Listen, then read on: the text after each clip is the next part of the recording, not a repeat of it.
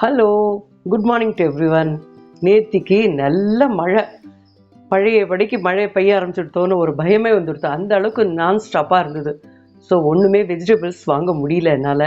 So இன்றைக்கி இந்த டைமை நம்ம யூஸ் பண்ணிவிட்டு பருப்பு உருண்டை குழம்பு சிம்பிளாக வீட்டில் என்ன இருக்கோ அந்த இன்க்ரீடியன்ஸ் வச்சு பண்ணலான்னு பண்ண போகிறேன். அதை உங்கள் கூட இன்றைக்கி நான் ஷேர் பண்ணிக்க போகிறேன். இதுக்கு என்னெல்லாம் இன்க்ரீடியன்ஸ் நான் ரெடி பண்ணி வச்சுருக்கேன்னா, இந்த மெஷரிங்கால் நான் சொல்கிறேன். ஒரு 200 கிராம்ஸ் துவரம்பருப்புனா ஒரு 50 கிராம்ஸ் நான் கடலைப்பருப்பு எடுத்துப்பேன். ஏன்னா துவரம்பருப்பு தான் கொஞ்சம் சாஃப்டனிங் ஏஜென்ட், கொஞ்சம் சாஃப்டாக இருக்கும். கடலைப்பருப்பு வந்து கொஞ்சம் ஹார்டாகிடும். அதனால் நான் வந்து 3/4 பங்கு துவரம்பருப்புனா 1/4 பங்கு கடலைப்பருப்பு எடுத்துப்பேன். ஸோ இந்த ப்ரொப்போர்ஷனில் எடுத்து அந்த பருப்பெல்லாம் நல்லா ஒன்று சேர்த்து களைஞ்சி நான் ஊற வச்சு ரெடியாக எடுத்துட்டுருக்கேன்.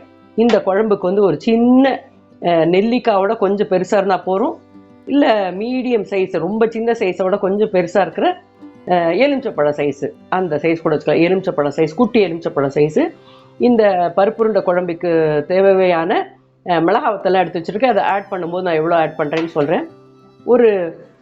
ஒரு ஸ்பூன் வரைக்கும் நான் சாம்பார் பொடி எடுத்துட்டுருக்கேன். கருவேப்பிலை, பெருங்காயம். ஸோ இவ்வளோ தான் சிம்பிளாக ஈஸியாக நம்ம வீட்டில் இருக்க இன்க்ரீடியன்ஸ் வச்சுட்டே ஒரு கிராண்டாக பருப்பு உருண்டை குழம்பு பண்ணிடலாம். வாங்க இப்போ நாம் குழம்பு பண்ணுற ப்ரிப்பரேஷனுக்கு போகலாம். இந்த பருப்பு உருண்டை குழம்புக்கெல்லாம் ரொம்ப எண்ணெய் தேவை கிடையாது. நம்ம 2 ஸ்பூன் இந்த மாதிரி 2 ஸ்பூன் எண்ணெய் விட்டுட்டாலே போகிறோம். இந்த குழம்புக்கு எண்ணெய் காஞ்சிருக்கு ஓரளவுக்கு. ஸோ 1/2 ஸ்பூன் அளவுக்கு நான் கடுகு ஆட் பண்ணிட்டுருக்கேன். அந்த கடுகு பொரியறதுக்குள்ளே நான் இங்கே கருவேப்பிலையை கொஞ்சம் தூளாக கிள்ளி எடுத்து வச்சுக்கிறேன்.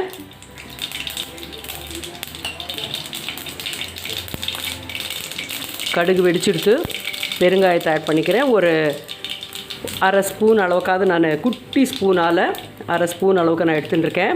ஏன்னா இந்த குழம்புக்கு பெருங்காயம் ரொம்ப மணத்தை கொடுக்கும். ஸோ பெருங்காயம் பொரிஞ்செடுத்து கருவேப்பிலையும் ஆட் பண்ணிக்கிறேன்.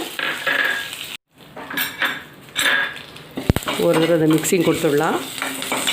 கொடுத்துட்டு நான் அந்த கரைச்சி வச்சுருக்க புளி ஜலத்தை ஆட் பண்ண போகிறேன். இதில் மெயினாக என்னென்னா நம்ம நல்லா நீர்க்க கரைச்சிக்கலாம். ஏன்னா இந்த பருப்பு உருண்டை வந்து எவ்வளோ நம்ம தண்ணி விட்டாலும் அப்சர்வ் பண்ணிக்கணும். அதுக்குன்னு ரொம்ப நம்ம தண்ணி விட்டுறக்கூடாது. ஒரு தேவைன்னு ஒரு அளவுக்கு இருக்குது. ஆனாலும் புளி ஜலத்தை நம்ம நீர்க்க கரைச்சி விட்டுக்கலாம். நல்லா கொதி வந்துடுத்து. இதுக்கு உண்டான ஒரு 3/4 டம்ளர் நான் தண்ணி ஆட் பண்ணியாச்சு. இப்போ இந்த கொதிக்கிற குழம்புக்கு உண்டான உப்பு நான் வந்து கொஞ்சம் ஆட் பண்ணிக்கிறேன். ஒரு 1/2 ஸ்பூன் அளவுக்கு. தேவைன்னா நம்ம டேஸ்ட் பார்த்து ஆட் பண்ணிக்கலாம். ஆல்ரெடி நான் எடுத்து வச்சுருக்கேன் 1 ஸ்பூன் சாம்பார் பொடியும் போட்டாச்சு. நல்லா கொதி வர ஆரம்பிச்சிட்டு மிக்ஸ் பண்ணி விட்டுட்டு ஒரு 10 நிமிஷமாவது இது நல்லா கொதிக்கணும். இந்த சாம்பார் பொடி பச்சை வாசனை போக கொதிக்கணும். சில பேர் இந்த தாளிக்கும் போதே சாம்பார் பொடியை வறுத்தும் போடுவா. ஸோ அப்படியும் பண்ணலாம், இப்படியும் பண்ணலாம். ஸோ அது கொஞ்சம் பொரிச்சு போட்ட டேஸ்ட் இருக்கும், இது கொஞ்சம் வேறு மாதிரி இருக்கும். ஸோ நான் இதை டைரெக்டாகவே ஆட் பண்ணியிருக்கேன். இதை நல்லா ஒரு 10 நிமிஷம் கொதிக்கட்டும். ஒரு மீடியம் ஃப்ளேமில் நான் வைக்கிறேன். மீன் டைம் இது நல்லா 10 நிமிஷம் கொதிக்கட்டும். கொதிக்கும் போதே நம்ம வந்து ஊற வச்ச பருப்பு நான் வந்து ஒரு 15-20 மினிட்ஸ் முன்னாடியே நான் ஊற வச்சுட்டேன் களைஞ்சி.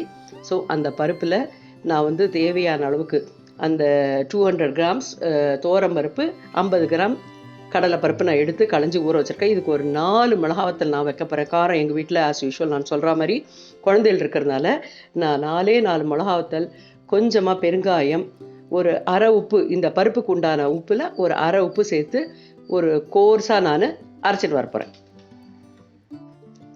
இதை மாதிரி நான் அரைச்சிட்டு வந்திருக்கேன். ரொம்ப மையா வேணாம், ஓரளவுக்கு ஒரு சின்ன ரவை சைஸ்க்கு குறைன்னு இருந்தால் தப்பே இல்லை. ஸோ இதை நான் அரைச்சி ஒரு பவுலுக்கு மாற்றின்னு இருக்கேன். கையில் கொஞ்சம் லேசாக எண்ணெய், வேறு ஒன்றும் இல்லை. நம்ம வந்து பருப்பு உருண்டை பிடிக்க போகிறோம். கையிலையும் ஒட்டாது, ப்ளஸ் குழம்புலையும் கரையாமல் அந்த எண்ணெய் லேயர் வந்து அதான் ரொம்ப கிடையாது, கையில் இருக்கிற அளவுக்கே போகிறோம். பக்குவமாக அது உடையாமல் பாதுகாத்துரும். ஸோ இந்த மாதிரி ஒரு குட்டி உருண்டைகளை, ஏன்னா வெந்ததுன்னா இன்னும் பெருசாக போகும். ஸோ நெல்லிக்காய் சைஸ் உருட்டினாலே போகிறோம். Rich in proteins. நம்ம காரம் போடாத வரைக்கும் குழந்தைகள்லாம் கண்டிப்பாக இதை சாப்பிடும். ஸோ முதல்ல அவளுக்கு இன்ட்ரடியூஸ் பண்ணுறதே இது மாதிரி காரம் இல்லாமல் தான் நம்ம ஃபுட்டெல்லாம் ஒரு மைல்டாக, அதுக்கப்புறம் ஒரு 50% அது மாதிரி தான் இன்ட்ரடியூஸ் பண்ணணும். அதுக்கப்புறம் தனக்கு தானே பசங்கள்லாம் காரம் சாப்பிட கற்றுன்றோம். ஸோ இது மாதிரி நெல்லிக்காய் சைஸ்க்கு நான் எல்லாத்தையும் உருண்டைகளாக உருட்டி எடுத்துக்க போகிறேன். ஒரு 10 நிமிஷத்துலேருந்து 15 நிமிஷம் நல்லா கொதிச்சு எடுத்துருந்த குழம்பு. இதில் நான் மிக்சியில் அந்த உருண்டையெல்லாம் எடுத்தது போக அதில் இருந்த கொஞ்சம் விழுதில் கொஞ்சம் தண்ணி விட்டு அலம்பி எடுத்துட்டுருக்கேன். ஏன்னா இதுவும் ஒரு என்ன சொல்கிறேன், ரொம்ப டேஸ்ட் மேக்கர்னே சொல்லலாம். இந்த மிக்சி ஜாரில் நம்ம அந்த பருப்புருண்டை குழம்போட டேஸ்ட்டில் தண்ணி விட்டு எடுக்கிறது. ஏன்னா இந்த குழம்பு ஒன்று சேர்ந்து இருக்கும். அந்த டேஸ்ட், அந்த பருப்போட டேஸ்ட்டும் கொஞ்சம் லைட்டாக, ஏன்னா மேக்ஸிமம் நமக்கு மிக்சியில் வந்து ஒரு 1/4 டீஸ்பூன் கூட ஈஸி இருக்காது. அந்த ஒட்டி இருக்கிறத நம்ம தண்ணி விட்டு அலம்பி இதில் விடும்போது ஸோ அதோட டேஸ்ட்டே ரொம்ப அபாரமாக இருக்கும். ஸோ ஒரு 2 நிமிஷம் கொதிக்கட்டும். நல்லா தலை கொதிக்கும்போது இப்போ நான் இந்த பருப்பு உருண்டையெல்லாம் ஒன்று ஒன்றா மெதுவாக பிளேஸ் பண்ண போகிறேன்.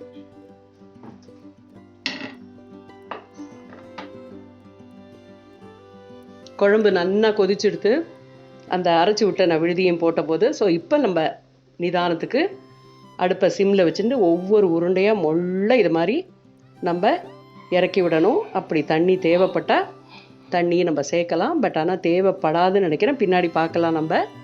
ஸோ ஒவ்வொரு உருண்டையாக மொள்ள நான் இறக்கி விட போகிறேன். அண்ட் இம்மீடியட்டாக ஒரு 5 நிமிஷத்துக்கு, ஒரு 10 நிமிஷத்துக்காவது 5 நிமிஷம் கண்டிப்பாக நம்ம கிளறி விடக்கூடாது. முதல்ல இது இந்த பருப்பு உருண்டையெல்லாம் இதில் வேகணும். ஒரு அரை வேக்காடு வெந்ததுனா தான் அது கரையாமல் இருக்கும். ஸோ மொள்ள நான் அடுப்பை சிம்மில் வச்சுன்னு ஒன்று ஒன்றா இறக்குறேன்.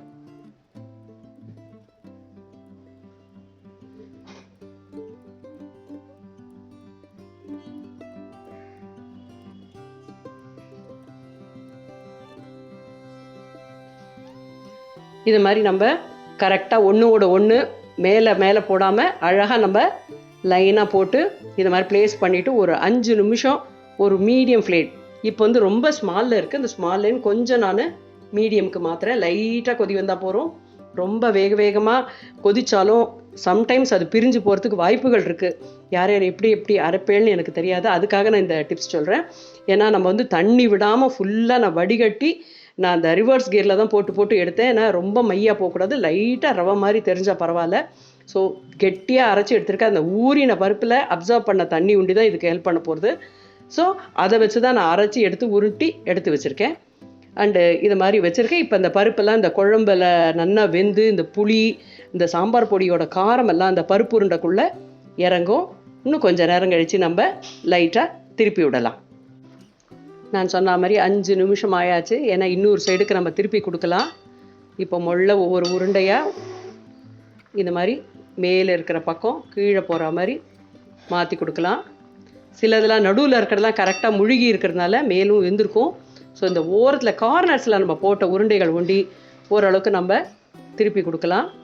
நமக்கு மேலே எங்கெல்லாம் வெள்ளையாக தெரியுதோ அதெல்லாம் ஒண்டி சைடு மாற்றி கொடுக்கலாம். குழம்பு இப்போ நல்லா கொழுத்துன்றது. நம்ம இத்தனை தண்ணியாக வச்சோம், இவ்வளோ தண்ணி ஆட் பண்ணியிருக்கோம். இந்த ஆட் பண்ணியும் இது மாதிரி திக்கன் ஆயின்ட்டுருக்கு. ஸோ தேவைப்பட்டால் ஒரு 1/2 டம்ளர் அந்த மாதிரி நம்ம சேர்த்துக்கலாம். இன்னும் 50% தான் வெந்திருக்கு. அதுக்கே எவ்வளோ பெரிய உருண்டையாக இருக்குது பாருங்கள். இவ்வளோ பெரிய உருண்டையாக எடுத்து ஸோ முடிஞ்ச அளவுக்கு கோழியிலேருந்து நெல்லிக்காய் சைஸ் இருந்தாலே போகிற உருண்டை. அடுப்பு கரெக்டாக சிம்லேயே இருக்கட்டும். நல்லா வெந்துக்கும். அப்போ தான் மாவு ஒரு 10 to 15 மினிட்ஸ் நம்ம சந்தேகத்துக்காக ஒரு 5 மினிட்ஸ் கூட கொடுக்குறோம். ஸோ இப்போயே திருப்புற அளவுக்கு வந்துடுது. நல்லா கொதிக்கட்டும். இதை நம்ம டிஸ்டர்ப் பண்ணாமல் வெறும் ஒரு திருப்பி விட்டால் போகிற 5 நிமிஷத்துக்கு ஒரு தடவை ஆகிடுது. நான் இப்போ இன்னொரு 5 நிமிஷம் ஒரு 5 to 10 மினிட்ஸ் வரைக்கும் இதை மாதிரி இந்த ஸ்லோ ஃபயர்லேயே இதை குக் பண்ண போகிறேன். ஸோ தட் நல்லா இந்த பருப்பு உருண்டையெல்லாம் அழகாக வெந்துண்டு எல்லாம் அந்த ஜூஸ் எல்லாமும் அப்சர்வ் பண்ணிக்கும். நல்லா 7-8 நிமிஷம் கொதிச்சுட்டு இப்போ நம்ம தைரியமாக இதை மாதிரி உருண்டைகளை உருட்டி விடலாம். இப்போ அது கரையாது, ஏன்னா நல்லா வெந்துடுத்து, ரொம்ப திக்காயிருக்கு. அதனால் இதை மாதிரி நம்ம கன்சிஸ்டன்சி பார்த்து தான் தண்ணி ஆட் பண்ணணும். ஸோ நான் ஒரு 1/2 டம்ளர் அளவுக்கு நான் தண்ணியை ஆட் பண்ணி திரும்ப அடுப்பில் பெருசில் வைக்கிறேன்.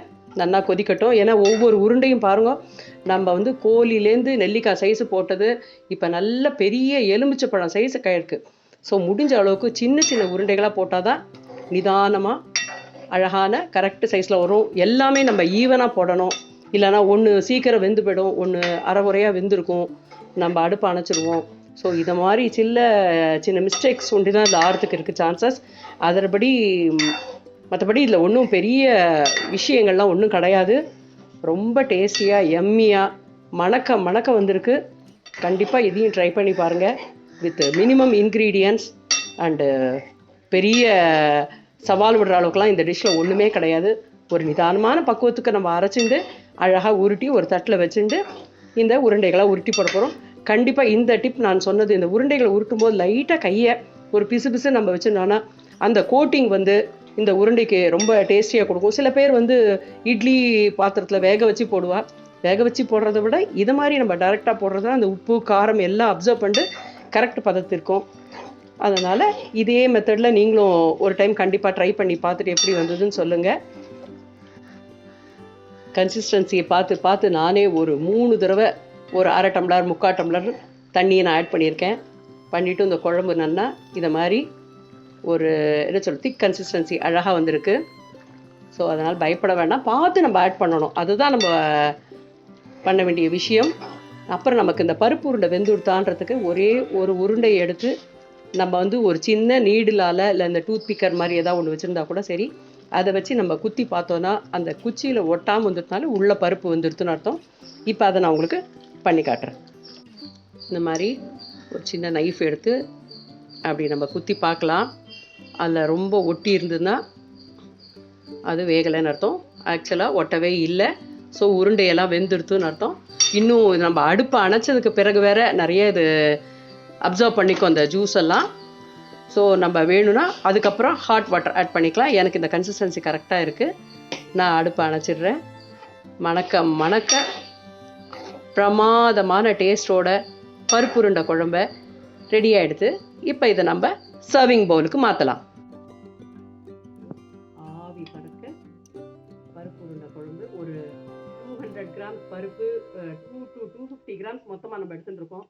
அதுக்கு இவ்வளோ வந்திருக்கு. இப்போ ஒரு டைமுக்கு அழகாக இது மாதிரி நம்ம கண்டிப்பாக நம்ம செஞ்சு சாப்பிடலாம். திரும்ப சொல்கிறேன், நீங்கள்லாம் கண்டிப்பாக இது ஒரு டைம் ட்ரை பண்ணி பாருங்கள். இந்த வீடியோ பிடிச்சிருந்தா மறக்காமல் லைக் பண்ணுங்கள், ஷேர் பண்ணுங்கள், கமெண்ட்ஸ் பண்ணுங்கள், சப்ஸ்கிரைப் பண்ணுங்கள். கண்டிப்பாக சப்ஸ்கிரைப் பண்ணுறது தான் எங்களுக்கு ஒரு பெரிய என்கரேஜ்மெண்ட். அதனால தான் நான் எவ்ரி வீடியோவில் நான் ரிப்பீட்டடாக சொல்கிறேன். Please do subscribe my channel Shanthi சர்க்குலி ரெசிபி.